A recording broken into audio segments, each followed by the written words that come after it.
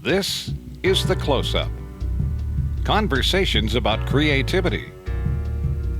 From our studios in Shanghai, China, here is Jim Chapman. Welcome to The Close-Up. Today we're coming to you from Shanghai, China, where the Advanced Imaging Society and the NAB are conducting a 2-day conference for creative people about the future of movies. And here on The Close-Up today, we are thrilled to have director Raman Wei. He graduated from college in 1984 with a degree in graphic design. His career path led him to California and DreamWorks Animation, where in 2007 he co-directed his first feature film, Shrek the Third. This year, his latest movie, Monster Hunt, became the highest-grossing box office hit in Chinese history. Welcome, Raman Wei. Well, thank you, Jim. Thank you very much. It's an honor to have you, and we're thrilled that you'd make time during your trip to Shanghai to be here. It's my honor to be here with you guys. Yeah. You've been quoted as saying the message of Monster Hunt is acceptance, to understand and accept differences, to see the world through others' perspectives, and increase understanding between people and groups. Talk about that. Talk about acceptance and what brought you to that message. I think when we were trying to make the movie, we thought about making monsters, and we want to do a different type of monsters that's more Chinese and more Asian in a way. And then we don't want them to be on the screen and just and scare people. We want them to have more characters. I guess also because from my background, I came from animation. So when I look at a monster, I think about what this monster would think or what kind of emotions it might have. And then we once we added that to the story, then we care for the monsters. And I think the acceptance message that we have in the movie apply globally to everyone. Because like for myself, being in the United States, I came from Hong Kong, so I am a foreigner to the country, but my experience in the States was great because they accept me like I was one of them. And one funny story was when I was at DreamWorks, they were making Kung Fu Panda, the first movie, the first one, and at that time I just finished Shrek the Third. I just finished co-directing Shrek the Third. And then there was 1 year before Kung Fu Panda came out, but they were way into production already. So I said to the producer and the director of Kung Fu Panda, I said, I'm willing to do anything. Just I can storyboard, I can animate, just anything I can have on a movie. And then they look at me like, why do you want to work on Kung Fu Panda so desperately? I said, because I'm Chinese, and this is a Chinese-related story. And they look at me like, you Chinese? Because I've been there so long that they forgot where I came from. And they just look at me like they just look at me as Raman. Right. The person, the animator, the director that they know. So I can feel that they accept me. I became part of the family. And I think it's a good message, and I think it applied very well into our story, and that's, yeah. So you're an animator. You understand the art of animation, but a director's job is a very different job. You're the captain of the ship. Was that an easy role for you to take on? And what do you have to do as a director that keeps you awake at night? How was that putting on that mantle? Before I became a director, I thought, okay, being an animator, looking at the director, I thought, wow, directors are great. They can make all these changes. They can make all these decisions and meet the big movie stars and all that. I remember the first day when I became a director. Me and Chris Miller, we were called into a meeting. And then in the meeting, our producers told us, the most important thing being a director on this show is never be late. And And that was we spent like 15 minutes talking about that. So after that, I realized being a director is not as glamorous as I thought before I became one. Being a director is more like you have to make sure you're not slowing down everyone else. So be there on time. Make sure, because 30 people might be sitting there waiting for you to review animation, and if I'm late for 10 minutes, is 10 minutes of 30 people time being wasted. Um, so I have to be there on time, and I think the most important thing is be responsible being a director, um, and that's what keep me motivated, because I know, like on the set, 400 people are on the set right now, and then they are looking at me for me uh, for the direction. What should they do next? What does a great director do? What you've worked with a lot of them at DreamWorks and elsewhere. What do all the great directors you've watched and learned from? What do they do well? Uh, I think what do they do well is they communicate well. I think the best directors I've worked with, they are great communicators, that they can let you know what they were thinking or why this is not working and what can you do to get it better. You're a child of both California and China. Uh, Yes.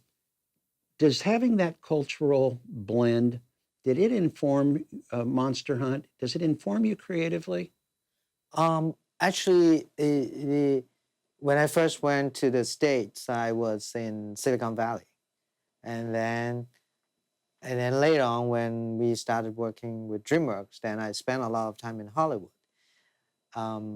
Back then, I always, well, the way I look at it was there's a lot of American culture or American background that I didn't know before I went to the States. But once I got there in '89, then I felt like, oh, I start to know that TV show that was out in year '91, or I start knowing all that. So the way I look at it was, it make me feel young, because anything before '89 I didn't know. In the U.S. I was born in the year '89, and that's great. And then and then when I worked on Monster Hunt, there are a lot of times that I have to remind myself that I'm making this movie for a Chinese audience. So there are jokes that might work for the US, it might not work for the Chinese. And also at the same time, I have to check it with my coworkers to make sure I'm on the right track. Because sometimes I might tend to make things a bit too American. I guess being in the States for more than 26 years, that's what happened. But this movie became the biggest movie in box office history in China. Yes. So certainly some of that Hollywood was a part of your Chinese creative aesthetic that made something that Chinese audiences responded to in the way they've never responded to any other movie in China, right? Yes, yes, yes. I think to them they find, I think I'm just very, very lucky. They feel connected to the movie emotionally, and also at the same time they feel like they have seen a movie that paying a lot of attention to production values, and it's showing on the screen. I also feel like I'm so lucky, because like I said earlier, it's a great learning experience for me. I have so many great talented people that I could learn from while I was making that movie. All of Pixar's movies are in 3D. All of DreamWorks Animation's movies are in 3D. Monster Hunt was released in China in 3D, part of its huge success. But when you look at the box office statistics for 3D, Guardians of the Galaxy, 95% of the tickets sold in China were 3D tickets. As a director, When you're working in 3D, what does 3D allow you to do that affects the audience? How do you use it? Um, when we were making the 3D, um, when we were doing the 3D process, at the very beginning, I thought, okay, maybe it's a lot more work to do 3D, and I was thinking whether I have time to do that or whether we allowed to do it, production cost wise. And but once I saw two shots that they did some test of the monster in 3D with human, then we were like, we have to make this in 3D because it's just blend the monsters into that world much more precisely, and then you feel like you can really touch them, and they're right there in front of the actors in the movie, and they just come to life even much more when they're in 3D. And the thing that I looked at was I want to make sure that when you look at the 3D version of Monster Hunt, you feel like you're being brought into that world. And it's not so much about this thing has to come out on screen in front of you. It's more about taking you into that world. And then you feel like there are depths in that world, that there's stuff that around you, that you're in it. I think that's more important to me. It is said about you that you're a great teacher, that in your work for DreamWorks and others, you were responsible for finding people and then teaching them the craft of animation. When you look to hire someone uh, and you meet with them, what is it you're looking for?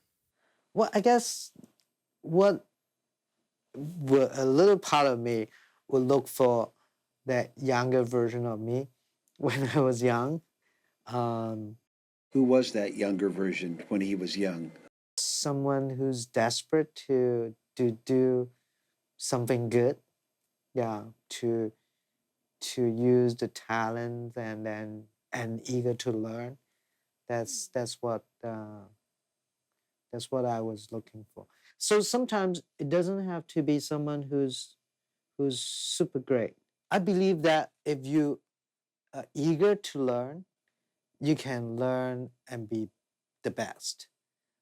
If you think you're the best and then you think, oh, I can just take my time and don't really have to work hard, I think you may actually be behind. So I think it's more about looking for the right people who have the right attitude, who has the right attitude, and then they want to do their best. Um, when I was younger, I will always look at whenever there's a job given to me is an opportunity, and I should do my best and push myself to the limit. And then every time when I do that, every time, then I know I'm gonna learn something the next time. Did someone make a difference in your life along the path in your career? Someone who took a young Ramen Way and say, okay, I'm going to give you a chance? A lot of people, yes, a lot of great people.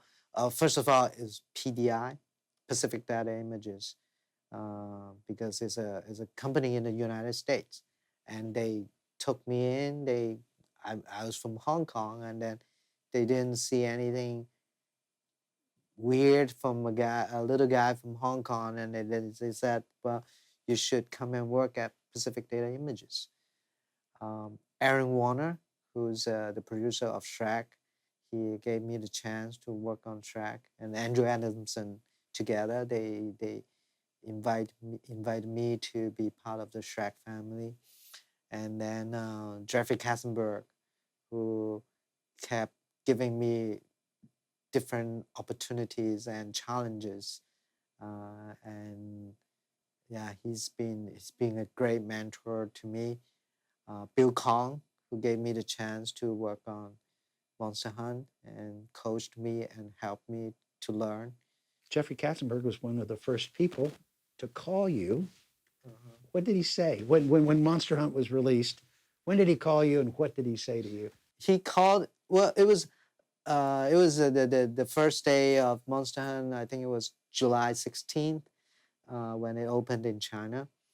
The morning of July 17th, it was about 6 a.m. I just checked my, I just kind of woke up a little bit, and then I checked my phone, and then there was an email from Jeffrey and said, "Are you up? Can I call you?" And then I replied, I said, "Yes." And then like 30 seconds after I replied yes, the phone rang. And it was Jeffrey, and he was very happy and excited. He said, "Congratulations, Raman. Did a great job. So happy for you." And and then I saw him later, and he's really, really proud and happy for me. And I'm very, very honored. I'm always fascinated to talk with people, and we were talking with the creative team that made Gravity and others that are working on other movies, and they say that when you're in the middle of making a movie, you never know whether it's going to be any good because you're looking at the work this way. But at a certain point, you have the feeling that you've created something you're going to be proud of. At what point? How does that work for you? Do you ever have a sense that, okay, I'm going to be really pleased with this movie? Is when we did the roadshow around June and beginning of July. That's when I felt like this may be becoming something special, because we show it too. The first big screening I remember was we went to Xi'an. It's the west side of China, and then we showed it to 1,200 students from that university.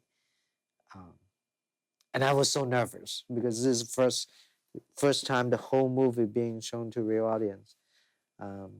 What if they don't react? What if they boo? Well, I don't know.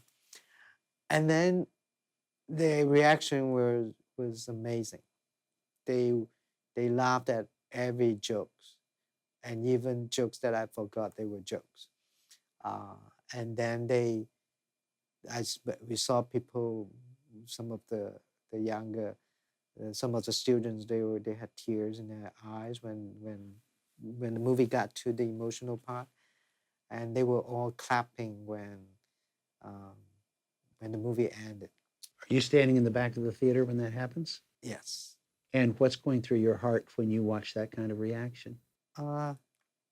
It's hard to talk about that right now. Yeah, it's just amazing. Joy. Joy. And a sense that you've succeeded, right? Yeah. That you've connected with your audience. Yes. Monster Hunt comes out in the United States in first quarter of 2016. It's a movie that I think anyone will enjoy. What's next for Raman Wei? I think I have to make Monster Hunt too. Well, even when we were promoting the movie, people after they saw the movie, they were like, "When can we see the second one? Are you making the second one now?" They didn't even ask, "Will you make a second one?" They want to see the second one soon, and so I guess I have to. China is such an important new creative market with a great filmmaking heritage. California certainly has a great filmmaking heritage. You're one of the bridge builders who have brought those two cultures together on film. And I know that everyone who knows you is extremely proud of what you've done. So congratulations, and thank you so much for spending time with us. Thank you so much. The Close-Up is produced by the Advanced Imaging Society in Hollywood and powered by Barco.